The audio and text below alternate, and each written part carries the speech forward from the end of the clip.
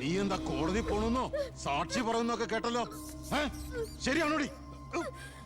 നീ കണ്ടതല്ലേ കൺമുമ്പിൽ ഒരു പാവത്തിനെ കൊത്തി നുറുക്കിയത്? നിനക്ക് ജീവിക്കണമെന്ന് ആഗ്രഹമില്ലേ? നിന്നെ പോലെ ഉള്ളവരാടി ഞങ്ങളെയൊക്കെ വീണ്ടും വീണ്ടും വഴിതെറ്റിക്കുന്ന. പേടിച്ചു പോയോ? ഞാൻ അങ്ങനെയാ, പെട്ടെന്ന് വയലന്റ് ആയി പോകും. മോള് കോടതി പോണം. ഒന്നും കണ്ടിട്ടില്ല, ആരാണെന്ന് അറിയില്ല, അങ്ങനെ സാക്ഷി പറഞ്ഞാ മതി.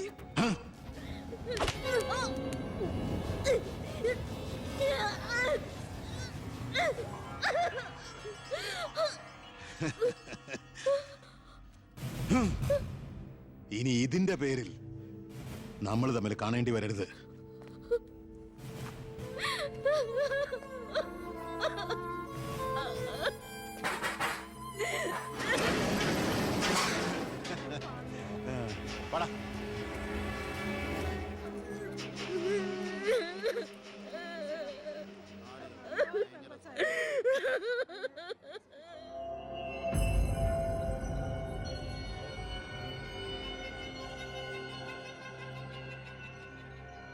രണ്ടുപേരോട് 1000 വട്ടം ഞാൻ പറഞ്ഞതല്ലേ, കല്യാണ പ്രായ പെണ്ണ. ഇനി ആരിവളെ? എല്ലാം തൊലച്ചില്ലേ? അതിനിപ്പോ ഒന്നും സംഭവിച്ചില്ലല്ലോ. ആര് വിശ്വസിക്കും? ഇത്രയും പേരുടെ മുന്നിൽ വെച്ച് മറുപടി പറഞ്ഞു പറഞ്ഞു ഞാൻ മടുത്തു. എങ്ങനെ ആശ്വസിപ്പിക്കണ്ടെന്ന് എനിക്കറിയില്ല. ഈ സമയത്ത് പറയുന്നത് ശരിയാണോന്നും അറിയില്ല. ഒരു സഹതാപത്തിന്റെ പുറത്ത് ചോദിക്കുന്നതല്ല, എനിക്കിഷ്ടമാണ് അവളെ. ഞാൻ നോക്കിക്കോളാം പൊന്നുപോലെ. രാഷ്ട്രീയ കുടുംബമല്ലേ, അവസരത്തിനൊത്ത് പലതും പറയും, നാളെ അത് മാറ്റിയും പറയും. തിരിച്ചറിവില്ലാത്ത പ്രായത്തിൽ നീ കൊടുത്ത കത്ത് മേടിച്ചു എന്ന് പറഞ്ഞ് ആട്ടി പുറത്താക്കിയതല്ലേ ഞങ്ങളെ. ഇപ്പതാ സാക്ഷി പറയാൻ കൊണ്ടുപോയി അവളുടെ ജീവിതവും നശിപ്പിച്ചു. ഇനി എന്ത് വിശ്വസിച്ച അവളെ നിന്റെ കൂടെ അയക്കേണ്ടത്? കൊല്ലൂല്ലെന്ന് എന്താ ഉറപ്പ്? മന്ത്രിയുടെ മോൻ എന്ന പദവിയല്ലാതെ ഇവളെ കൊണ്ടുപോയി പോറ്റാൻ നിനക്ക് വല്ല ജോലി ഉണ്ടോടാ?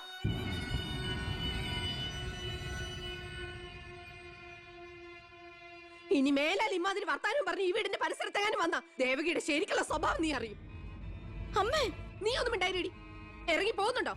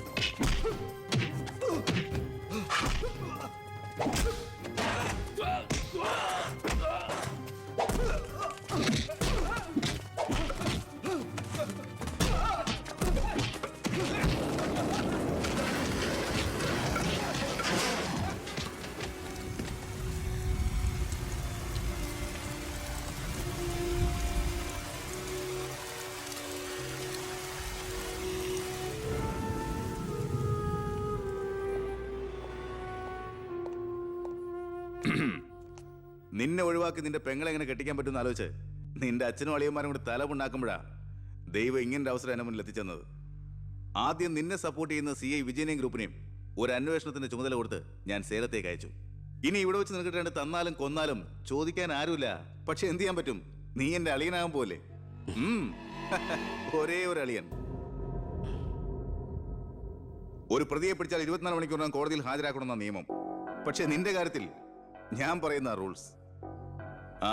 എന്തായാലും എന്റെ കല്യാണം കഴിയുന്നവരെ അളിയനെ ഈ മുക്കയും ക്യാമ്പിൽ തന്നെ കിടന്നു എന്റെ ഈ കല്യാണക്കുറിയും വായിച്ചോണ്ട്. എന്നാ പിന്നെ കല്യാണത്തിന് ശേഷം തറവാട്ടി നമുക്ക് കാണാം. വരട്ടടാ അളിയ.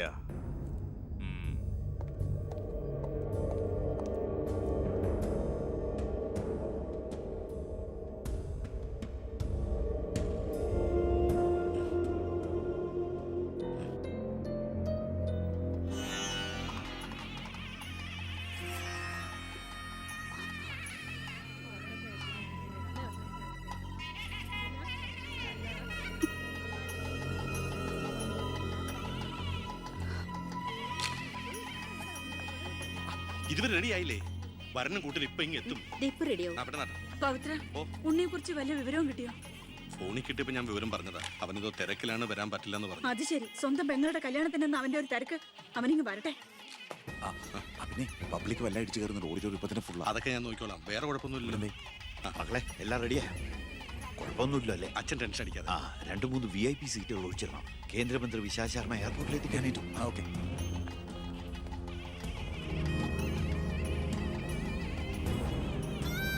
മോളെ,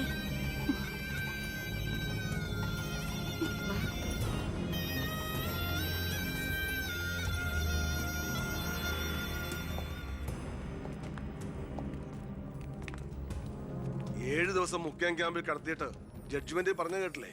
ഇന്നലെ ഉച്ചയ്ക്ക് കസ്റ്റഡിയിലെടുത്താണെന്ന്. എന്തായാലും FIR ശിക്ഷ ഇളവ് കിട്ടാനുള്ള ചാർജേ ഉള്ളൂ. നിന്നെ ഒഴിവാക്കി നിന്റെ പെങ്ങളുടെ കല്യാണം നടത്താനുള്ള തന്ത്രമായിരുന്നു അതിന് പിന്നിൽ. അത് വെറും കല്യാണമായിരുന്നില്ല. കേന്ദ്രം ഭരിക്കുന്നവരടക്കം കേരളത്തിലെ സകല മന്ത്രിമാരുണ്ടായിരുന്നു. ആരുണ്ടായാലും എന്താ, ഒരേ ഒരു മകനെ ജയിലിൽ അടച്ചിട്ടല്ലേ?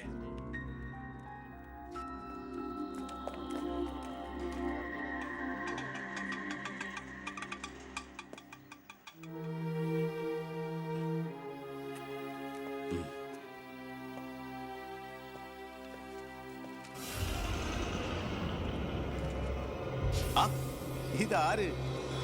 അളിയോ?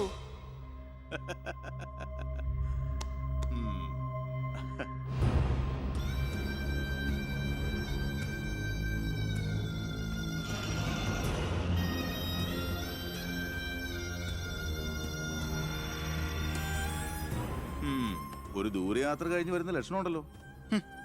അളിയൻ ഇത്രയും ദിവസം എവിടെയായിരുന്നു? നീ ഇങ്ങനെ നോക്കി നിൽക്കുന്ന അളിയന് പോയി ഒരു ചൂട് ചായ എടുത്തുണ്ടോ? ചെല്. എന്തിനാ ഇപ്പൊ അങ്ങോട്ട് വന്നത്? കാണണ്ട നിന്നെ എനിക്ക്. വീട്ടിലൊരു നല്ല കാര്യം നടക്കുമ്പോ നാട് നന്നാക്കാൻ നടക്കുന്നു. മന്ത്രിയായി നിന്റെ അച്ഛനൊക്കെ തിരക്കുണ്ടോടാ നിനക്ക്? ഞാനില്ലായിരുന്നെങ്കിൽ എന്താമേ, ഇവിടുത്തെ കാര്യങ്ങളൊക്കെ ഭംഗിയായിട്ട് നടത്താൻ എല്ലാരും ഉണ്ടല്ലോ. എത്തിയോ വിമതൻ? വിമതൻ. ചെറുപ്പകാലത്ത് ആവേശമായിരുന്നു എനിക്ക് എൻ്റെ അച്ഛൻ. മനസ്സുകൊണ്ട് രാഷ്ട്രീയ ഗുരുവെ കണ്ടിട്ടാ ഞാൻ രാഷ്ട്രീയത്തിലേക്ക് ഇറങ്ങിയത്. പക്ഷേ അടുത്തറിഞ്ഞപ്പോ തെറ്റുകളിൽ നിന്നും തെറ്റുകളിലേക്കാണല്ലോ അച്ഛൻ പോയിക്കൊണ്ടിരിക്കുന്നത്. എന്റെ കൂടെപ്പുറപ്പിനെ മനസ്സിലാക്കിയില്ലല്ലോ. വളരെ വിഷമമുണ്ട്, സഹതാപമുണ്ട്.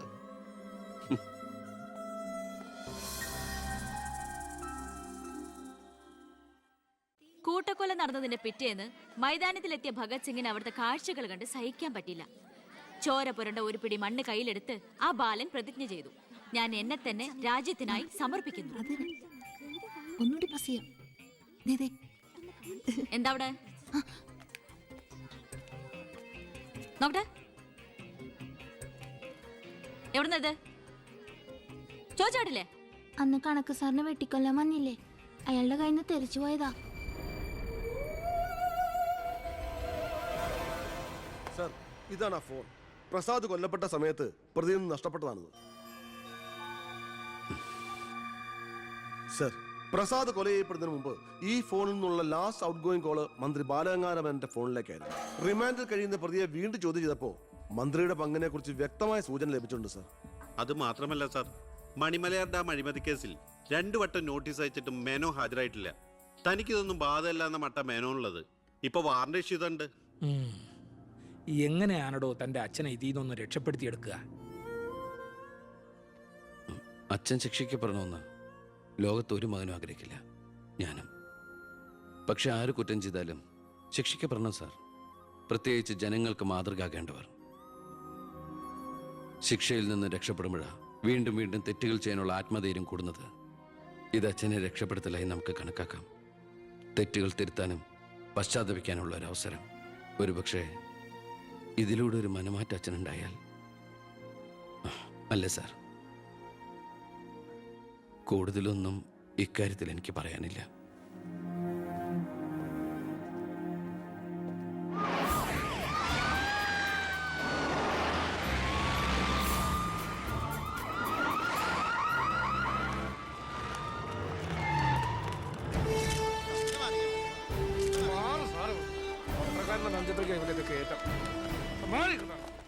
നിങ്ങളോട് വെയിറ്റ് ചെയ്യൂ സർ. അച്ഛാ, ഹർഷം വരുന്നു. അച്ഛാ, ആ, മുഖ്യമന്ത്രിയുടെ ഓർഡർ കൈ കിട്ടി അല്ലേ? അച്ഛനെ അറസ്റ്റ് ചെയ്യാൻ മരുമകന് ഡ്യൂട്ടി. അവറാച്ചൻ കളിക്കട്ടോ, കളി അവിടെ വരെ പോകുന്ന കാണാം നമുക്ക്. അച്ഛനെ കോടതിയിലേക്ക് കൊണ്ടുപോയാൽ മതി. ജാമ്യത്തിനുള്ള ഏർപ്പാടൊക്കെ ഞാൻ ചെയ്തിട്ടുണ്ട്. വക്കീലുമായി ജോസ്പേട്ടൻ കോടതി വെയിറ്റ് ചെയ്യാ. നീ എങ്ങനെ എന്നെ കൊണ്ടുപോകുന്നത്? കാറിൽ ഫോളോ ചെയ്താൽ മതി. കാറിലോ? എന്റെ പട്ടി വരും. പോലീസ് ജീപ്പിന്റെ പിന്നിലിട്ട് തന്നെ എന്നെ കൊണ്ടുപോകണം. അതിനു മുമ്പ് ഈ മുറ്റത്തിട്ട് എന്നെ തല്ലി ചതയ്ക്കണം, മുടുമുണ്ട് വലിച്ചു പറിക്കണം. ആ, പിന്നെ പത്രക്കാരോ ചാനലുകാരോ ചോദിച്ചു കഴിഞ്ഞാൽ മുഖ്യന്റെ സ്പെഷ്യൽ ഓർഡർ ആണെന്നൊക്കെ പറഞ്ഞേക്കണം. ഇതൊന്നും നീ ചെയ്യണ്ട, പോലീസുകാരെ കൊണ്ട് ചെയ്യിച്ചാൽ മതി. അയ്യോ, ഓ, ഇത് മുഖ്യമന്ത്രിയെ താഴെ ഇറക്കാനുള്ള കുശാഗ്രവതി ഇല്ലേ? എന്റെ പൊന്നെ, ഞാൻ എന്തുവായി കേൾക്കുന്നത്? ഗുരു എന്നെ ഒന്ന് അനുഗ്രഹിച്ചാട്ടെ. ആ അനുഗ്രഹമൊക്കെ അവനോട് വാങ്ങിച്ചാൽ മതി. അയ്യോ, മേനോൻ സാറിന്റെ ബുദ്ധി. കാര്യങ്ങളൊക്കെ നമ്മുടെ പോലീസുകാരോടൊന്ന് പറഞ്ഞേക്കാം. ജയ്,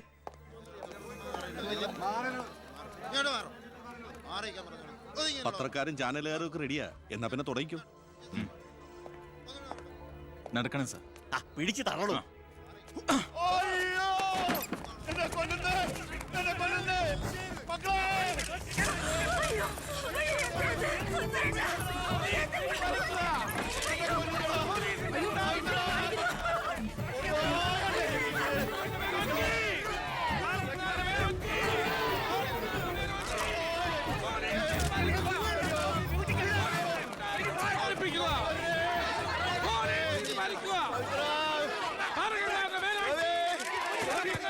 എന്ത് പോക്കറ്റമാണ് കാണിക്കുന്നത്? ഒരു മിനിസ്റ്ററല്ലേ അദ്ദേഹം? വീട്ടുകാരെ അനാവശ്യം കാണിക്കാതെ ബഹളം ഉണ്ടാക്കരുത്. ഇത് chief minister order. Chief minister order.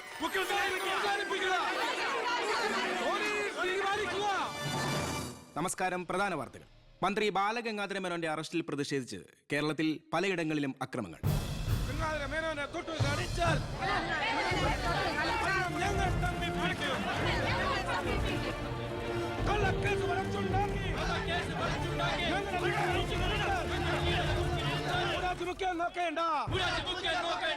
ഇപ്പോൾ കിട്ടിയത് അറസ്റ്റിലായിരുന്ന വിദ്യാഭ്യാസ മന്ത്രി ശ്രീ ബാലഗംഗാധര മേനോന് കോടതി ജാമ്യം അനുവദിച്ചു.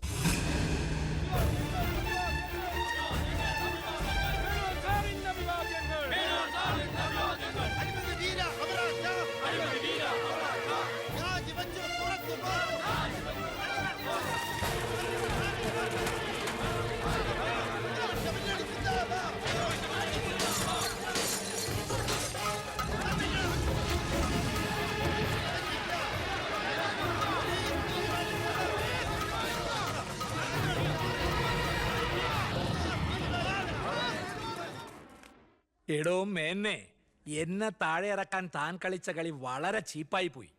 അവറാച്ചൻ എന്തായി പറയുന്നേ? ഒന്നും പറയണ്ട. സൂത്രധാരൻ താനാണെന്ന് എനിക്കറിയാം.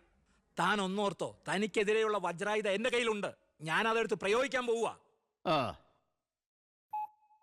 പ്രധാന വാർത്തകൾ. കേരള മുഖ്യമന്ത്രി പി കെ എബ്രഹാം രാജിവെച്ചു. നിയമസഭ പിരിച്ചുവിടാൻ ഗവർണറുടെ ശുപാർശ. അവറാച്ചന് രാജിവെച്ചൊഴിഞ്ഞാ പോരെ? മന്ത്രിസഭ പിരിച്ചുവിടേണ്ട വല്ല കാര്യമുണ്ടോ? പോണ പോക്കിലെല്ലാം തൊലയട്ടെ എന്ന് കരുതി കാണും. ഉത്തരത്തിലിരിക്കുന്ന എടുക്കാൻ പോയി. ഇപ്പൊ കക്ഷത്തിരുന്ന പോയില്ലേ? ഞാൻ ഉദ്ദേശിച്ച നാളത്തെ പത്രവാർത്ത